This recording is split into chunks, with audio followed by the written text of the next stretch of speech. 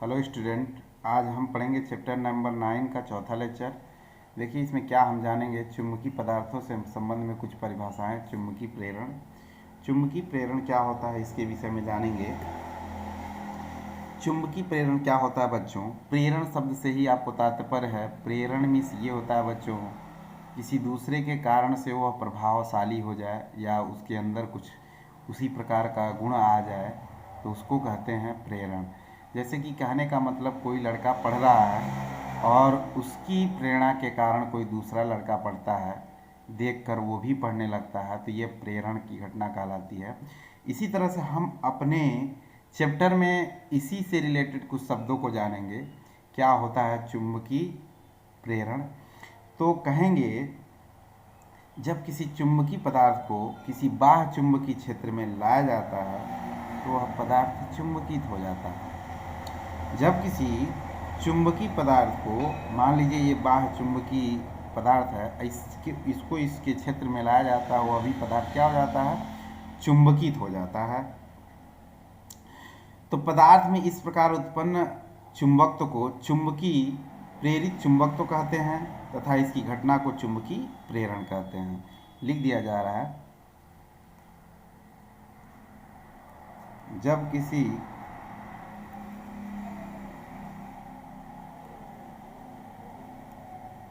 चुंबकीय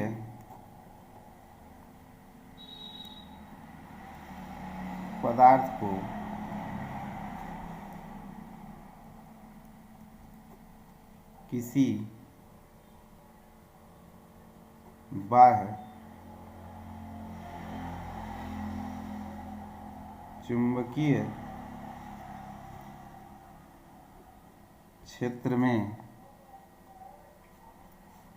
क्षेत्र में लाया जाता है तो वह पदार्थ चुंबकित हो जाता है। पदार्थ में इस प्रकार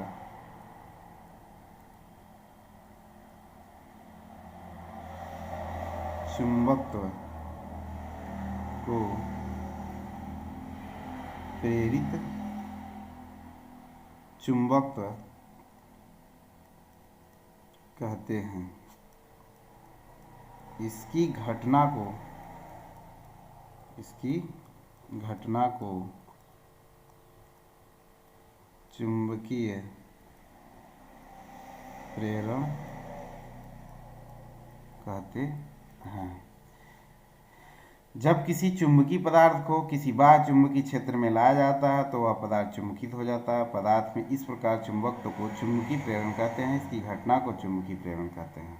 चलिए आगे दूसरी परिभाषा हम जानेंगे। चुंबकीय फ्लक्स घनत्व। चुंबकीय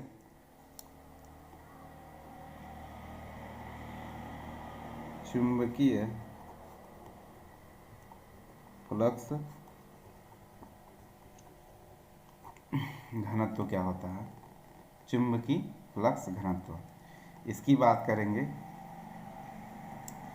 किसी चुंबकीय पदार्थ के भीतर, ये मान लीजिए चुंबकीय पदार्थ है, तो उसके एकांक आयतन के अभिलंबवत जो गुजरने वाली बल रेखाओं की संख्या होती है, बल रेखाओं की क्या होती है? संख्या होती है। यानी ये बल रेखाएं होती हैं, बल रेखाओं की जो संख्या होती है, बल रेखाओं की संख्या की माप को ही कहते हैं क्या? चुंबकीय प्रेरण। यानी कहेंगे किसी चुंबकीय पदार्थ के, क्या कहेंगे? किसी चुंबकित पदार्थ के भीतर चुंबकीय प्रेरण रेखाओं की उस संख्या को, जो रेखाओं के क्या होती है? लंबवत होती है। पदार्थ के भीतर चुंबकीय प्रेरण का परिमाण या चुंबकीय फ्लक्स घनत्व कहते हैं। लिख दिया जा रहा है, किसी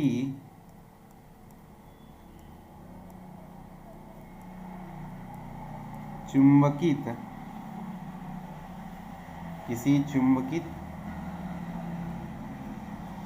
पदार्थ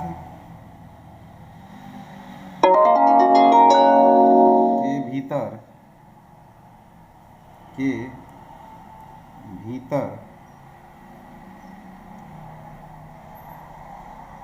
चुंबकीय प्रेरण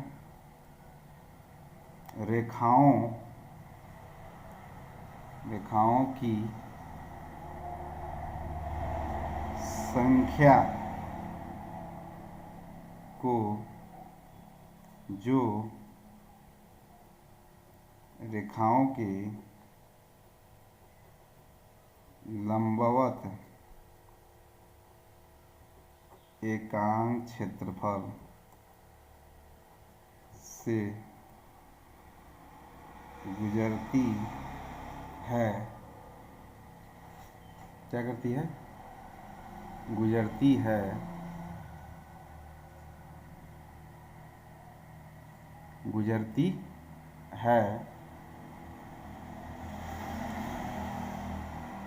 उसको कहते हैं बच्चों चुंबकीय फ्लक्स घनत्व। गुजरती है, उससे चुंबकीय फ्लक्स घनत्व कहते हैं। इसे क्या कहते हैं? चुंबकीय फ्लक्स घनत्व या चुंबकीय फ्लक्स घनत्व का परिमाण कहते हैं। एक बार देख लीजिए, किसी चुंबकीय पदार्थ के भीतर चुंबकीय प्रेरण रेखाओं की संख्या को जो रेखाओं के लंबवत एकांक क्षेत्रफल से गुजरती है, उसे चुंबकीय बल रेखाओं की संख्या का माप या उसे चुंबकीय फ्लक्स घनत्व कहते हैं। चलिए नेक्स्ट पॉइंट में हम बात करते हैं, तीसरी बात करते हैं हम। तीसरी बात में हम करेंगे चुंबकन तीव्रता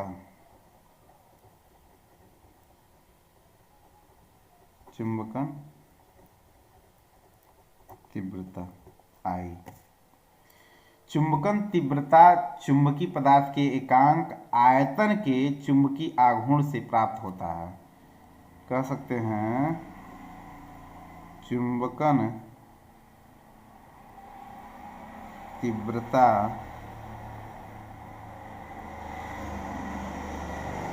चुंबकीय पदार्थ के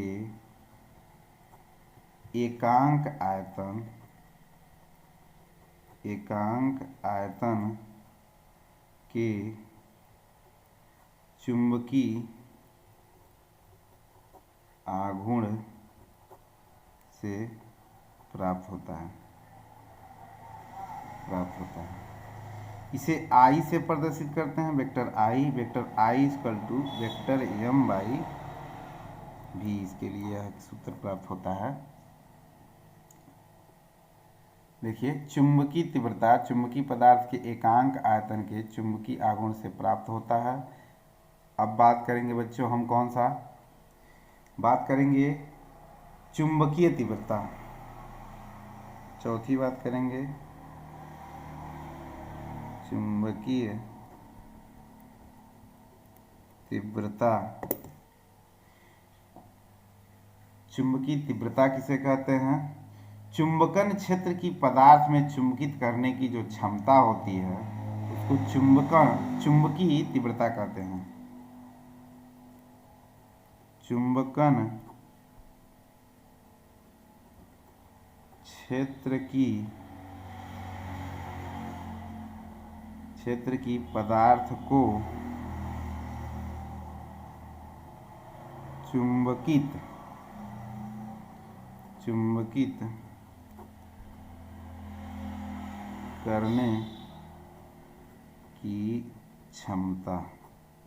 करने की क्षमता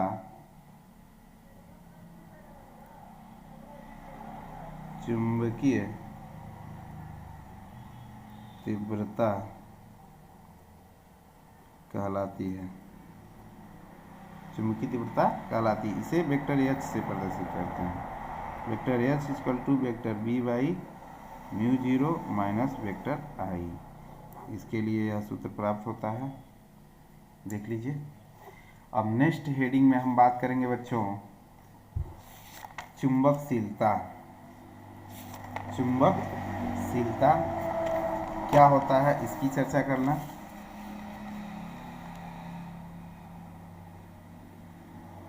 चुंबकशीलता पांचवा टॉपिक। चुंबकीय पदार्थ के भीतर उत्पन्न चुंबकीय प्रेरण B तथा चुंबकन क्षेत्र की चुंबकीय तीव्रता H के अनुपात को उस पदार्थ की चुंबकशीलता कहते हैं। इसे म्यू से प्रदर्शित करते हैं। म्यू इसे प्रदर्शित करते हैं, म्यू से प्रदर्शित करते हैं। कहेंगे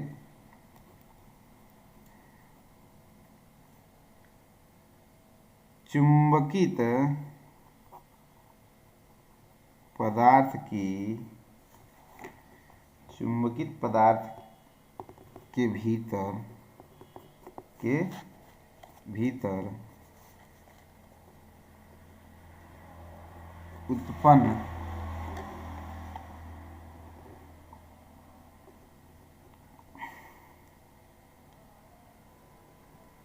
चुंबकीय प्रेरण B तथा चुंबकन क्षेत्र की चुंबकीय तीव्रता H के अनुपात को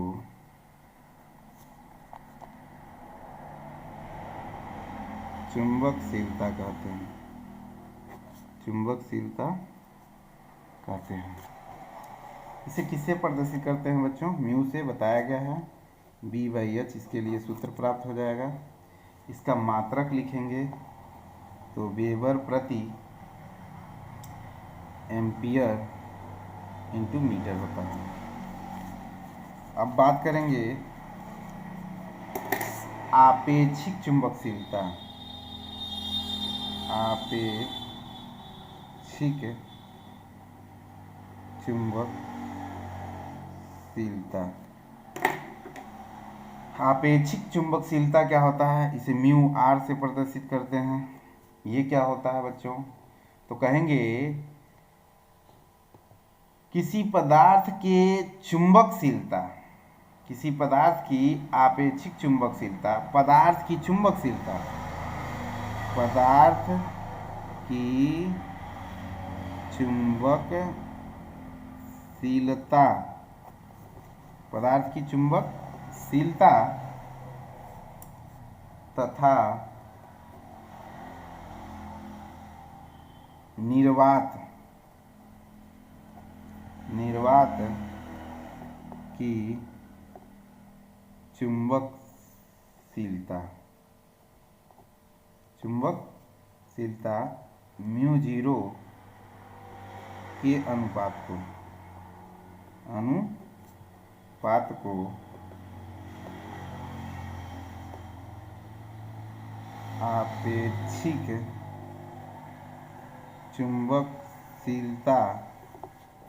आपेक्षिक चुंबकशीलता कहते हैं। इसके लिए सूत्र हो जाएगा mu r equal to mu by mu zero. जानते हैं इसका मात्रक नहीं है क्योंकि यह अभिमाहीन राशि है। नेक्स्ट टॉपिक में बात करेंगे चुंबकीय प्रवृत्ति।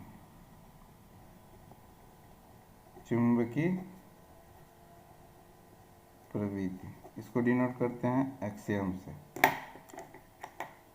चुंबकीय प्रवृत्ति तो कहते हैं बच्चों किसी पदार्थ में उत्पन्न चुंबकन तीव्रता I तथा उसे उत्पन्न करने वाले चुंबकन क्षेत्र की चुंबकीय तीव्रता H के अनुपात को चुंबकीय प्रवृत्ति कहते हैं। यानी एक्सियम इजकल टू आपका जो प्राप्त होता है वो सूत्र आई बाई कितना प्राप्त होता है, एच प्राप्त होता है। तो एक बार और कहेंगे, चुंबकन क्षेत्र की तीव्रता तथा चुंबकन क्षेत्र की चुंबकीय तीव्रता के अनुपात को चुंबकीय प्रवृत्ति कहते हैं। इसको क्या कहेंगे, इसको कहेंगे चुंबकन तीव्रता, इसको कहेंगे चुंबकन क्षेत्र की चुंबकीय